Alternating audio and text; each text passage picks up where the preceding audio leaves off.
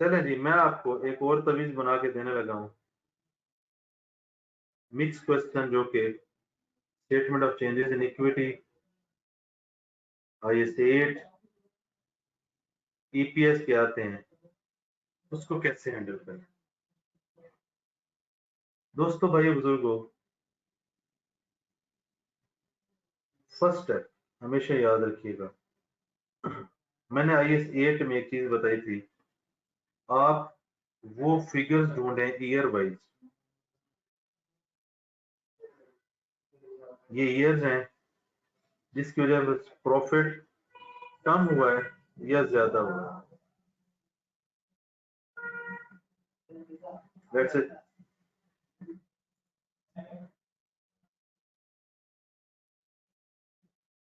ये आपने फिगर्स ढूंढनी है, फिर इस पे टैक्स लगाना है, नेट ऑफ टैक्स का। ये आपका होगा पहला स्टेप। IS 8 में जो पढ़ाया था, यार जो भी पॉलिसी है, एरर है, उसने रेट्रोस्पेक्टिव जाके किस किस ईयर में क्या क्या करना है, जिसकी वजह से नेट करके कितना प्रॉफिट हर साल में बढ़ेगा, हर साल में प्रॉफिट कम होगा।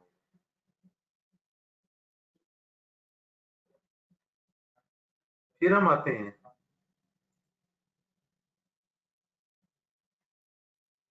सेकंड स्टेप पे। इनकम स्टेटमेंट बनानी है, इसको हमें पता है, एक करंट ईयर है, कंपैरेटिव ईयर है। इसमें करंट ईयर आ जाएगा, ये वाला करंट ईयर है, ये कंपैरेटिव ईयर है, कंपैरेटिव ईयर भी आ जाएगा। क्या क्या आएगा इसमें? प्रॉफिट आएगा, टैक्स आएगा।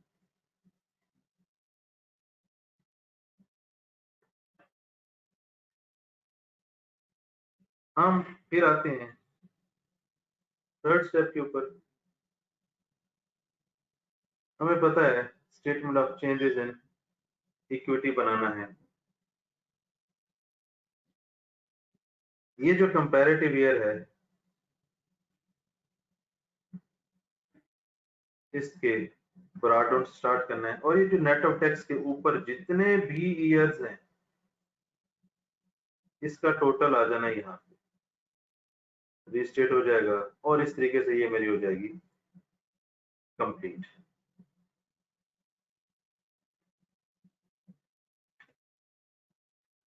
अब चूंकि ये मिक्स है,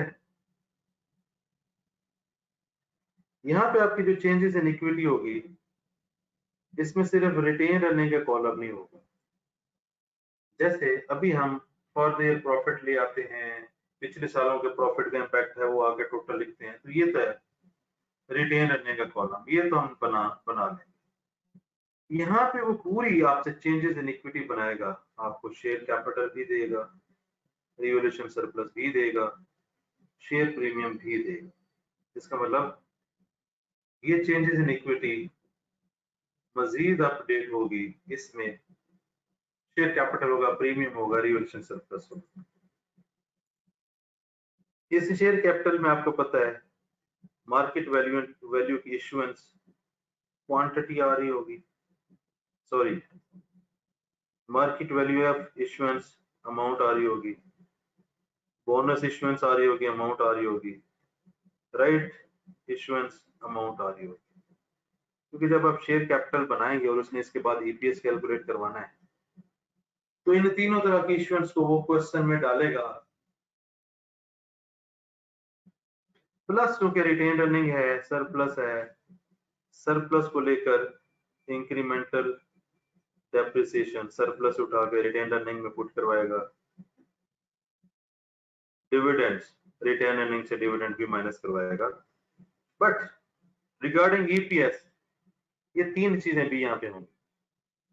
इसका मतलब है जो हमने IS 8 का सवाल किया, उसमें रिटेन अर्निंग का कॉलम होता था, अब जब हम मिक्स क्वेश्चन कर रहे होंगे, रिटेन अर्निंग का कॉलम तो होगा, शेयर कैपिटल का कॉलम भी वो डलवाएगा, सरप्लस का भी।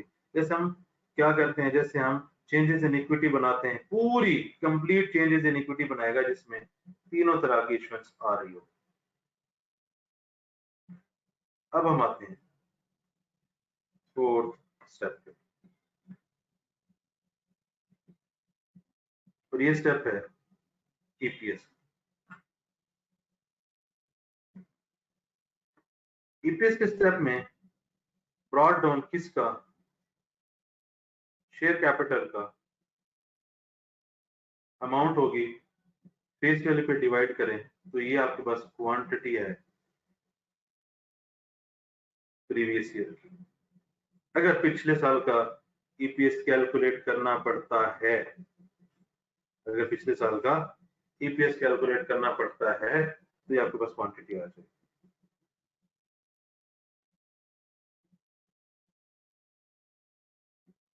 नंबर 1। नंबर 2, इसी में बोनस इश्यूएंस है, इसी में राइट इश्यूएंस है, इसी में मार्केट वैल्यू इश्यूएंस है, बट ये अमाउंट्स है। फेस वैल्यू पे मल्टीप्लाई करेंगे, क्वांटिटीज आ जाएंगी, प्लस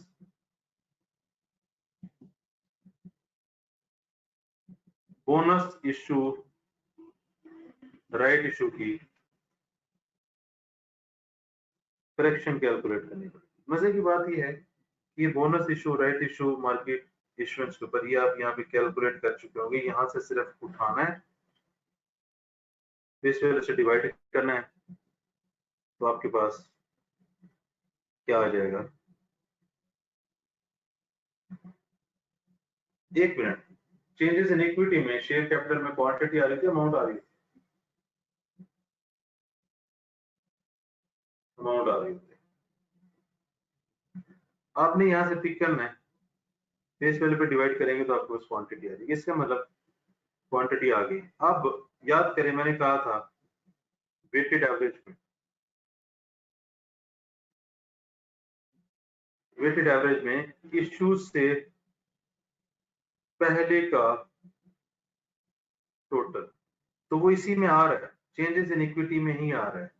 इस फ्रैक्शन के लिए ये आपको statement of changes in equity से कहां से मिलेगा, शेयर कैपिटल के कॉलम से। क्यों? क्योंकि जब शेयर कैपिटल का चल रहा होगा, पहले ब्रॉड इतना था, मार्केट इश्यूएंस इतनी हुई, ये इतना हुआ, ये इतना हुआ, ये इतना हुआ, उस पर जब आप फेस वैल्यू पे डिवाइड करेंगे तो क्वांटिटी आ जाएगी। ब्रॉड क्वांटिटी इतनी थी, मार्केट वैल्यू पे इशू हुई तो ये होगी, उसमें फिर बोनस इशू ऐड हुआ तो ये होगी, फिर क्वांटिटी आपको वहां पे मिल जाएगी। यानी कि चेंजेस इन इक्विटी में अमाउंट भी होगी, चेंजेस इन इक्विटी में क्वांटिटी भी होगी। आप ये क्वांटिटी पकड़ेंगे, बोनस फ्रैक्शन के लिए वो क्वांटिटी यूज करेंगे, बोनस फ्रैक्शन आएगी। जब बोनस फ्रैक्शन आएगी तो आप आराम से वैनोस कैलकुलेट कर सकते हैं। जब वैनोस कैलकुलेट करेंगे, ये जो प्रॉफिट आफ्टर टैक्स है रीस्टेटेड, कौन से वाले, इनकम स्टेटमेंट जो बनाई थी,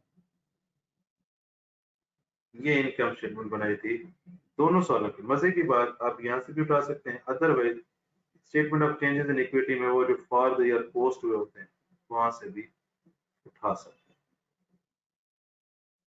तो अगर आप गौर करें, पहला स्टेप आई स्टेट वाला 100% वही, दूसरा स्टेप इनकम स्टेटमेंट बनाने वाला जो ये स्टेट में पढ़ा था वही है, तीसरा स्टेप चेंजेस इन इक्विटी में रिटेन अर्निंग का कॉलम जो ये स्टेट में पढ़ा है, यहाँ पे एक्स्ट्रा वो कॉलम ऐड करवाएगा, वो आपने ऐड करना है। आप इसमें मार्केट की issuance, bonus issuance, right issuance put करेंगे, incremental depreciation for the year profit यहाँ पे तो ऐड कर ही रहे हो।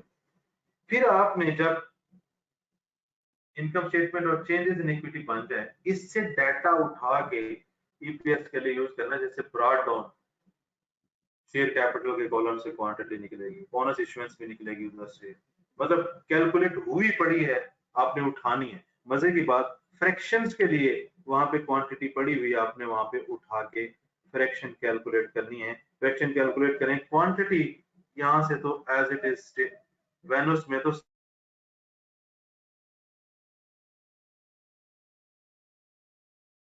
Quantity limit of changes in equity से शेयर कैपिटल के कॉलम से आ जाएंगे। फ्रैक्शन आप यूज करके कर चुके हैं, आप यहाँ पे मल्टीप्लाई फ्रैक्शन, आपके पास वेटेड एवरेज आ जाएगा। प्रॉफिट्स कौन से उठाने, statement of changes in equity में आपने दोनों सालों के प्रॉफिट कैलकुलेट किए होंगे।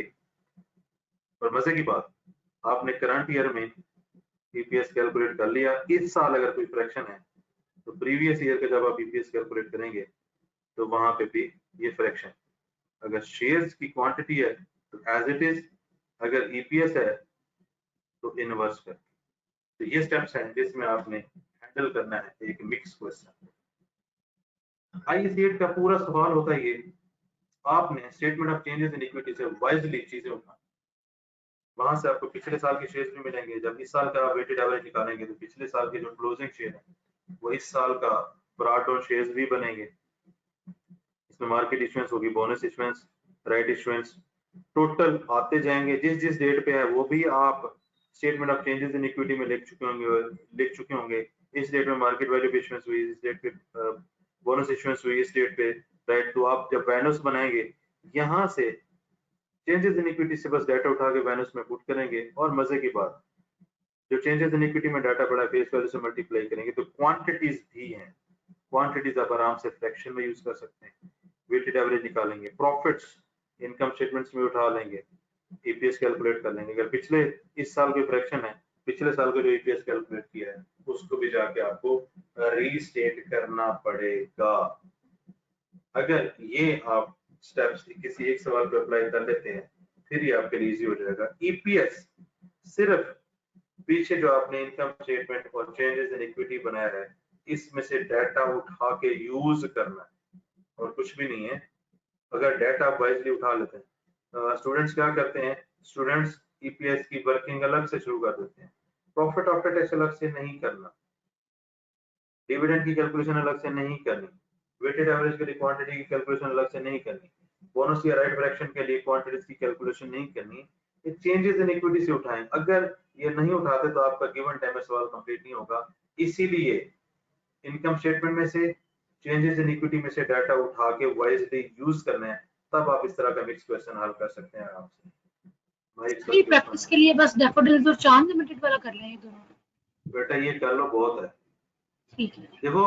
देखो अप्रोच अगर आप डेवलप कर लेते हो ना, फिर आपने एक सवाल अप्रोच अगर परफेक्ट कर ली, फिर आप उसकी बेस पे एक सवाल भी कर लो ना, फिर आपके सामने कोई भी सवाल आ जाए ना तो आप 80-90% अटेम्प्ट कर सकते हो। दूसरा तरीका होता है सवालों की भूख होती है, ज्यादा से ज्यादा सवाल। ठीक है, आप 20 सवाल कर लोगे, पेपर में 21वां आएगा। इसीलिए अप्रोच जो लोग रेडी करते हैं वो जिंदगी सुकून से गुजारते हैं। यार हाँ बस अप्रोच मुझे आती है, 2-3 सवाल मैंने कर दिए तो मैं आराम से ही कर लूंगा। Okay, thank you. मेरे ख्याल में तो ये 2 सवाल अप्रोच बनाने के लिए एनफ है।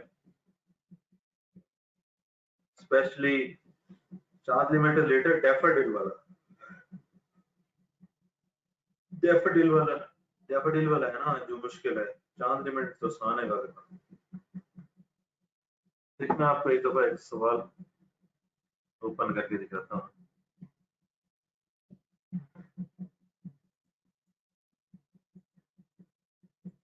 ये अपने हाई स्टेट वाला पहला स्टेप, कितना इंक्रीज होगा कितना डिक्रीज होगा। इनकम स्टेटमेंट आपने बना ली, ये देखें यहाँ पे शेयर कैपिटल, प्रीमियम, रिजर्व्स, तो डिफरेंट तरह के डिविडेंड चल रहे हैं। पूरी चेंजेस इन इक्विटी उसने यहाँ पे बनवाई। देखिए जरा,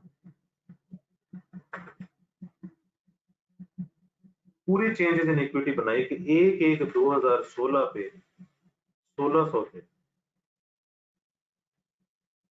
फिर राइट इशू हुए ये 2000 हो गए। इस साल का ब्रॉड डाउन 2000 है, इस साल का ब्रॉड डाउन 2000 है। फिर फाइनल इशुएंस 200 है, फिर राइट इशुएंस है, फिर इंटरिम एंड डिविडेंड है, तो क्लोजिंग कितने 3105। अब मेरे लिए ये कॉलम रेलेवेंट है।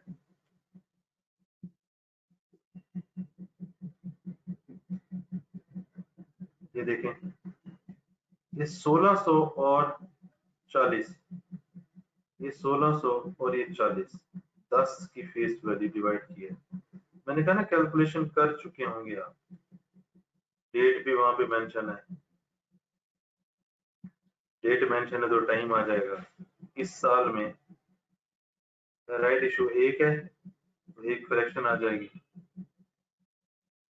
अच्छा, फिर जो पिछले इस साल का क्लोजिंग है 2000, 10 पे डिवाइड करूंगा तो मेरा 2020-22 का ओपनिंग हो जाएगा। फिर बोनस किस दिन पे है, राइट इशू किस दिन पे है, 20, 50, 40 हजार 5, 20, 50, ये देखो 20, 50, 40 हजार 5, 10 पे डिवाइड करके डेट्स के साथ। गेम आसान है ये, अगर देखो ये मैंने उठा लिया, ये उठा लिया, ये उठा लिया, ये उठा लिया, ये उठा लिया, ये सारी क्वांटिटीज आ गई डेट्स के साथ आ गई। फिर मैं क्या कर रहा हूँ, राइट इशू है, बोनस इशू है, इससे ऊपर वाले पे ये फ्रैक्शंस मैंने बना। और मजे की बात ये है कि यहीं पे ही क्वांटिटीज हैं। जब बोनस इशू हुआ है, इससे ऊपर कितनी है, अब ये मैं करूंगा तो फिर कितनी हो जाएगी, फिर कितनी है, फिर कितनी है, सब कुछ इधर अवेलेबल है। और ये देखो प्रॉफिट ये है,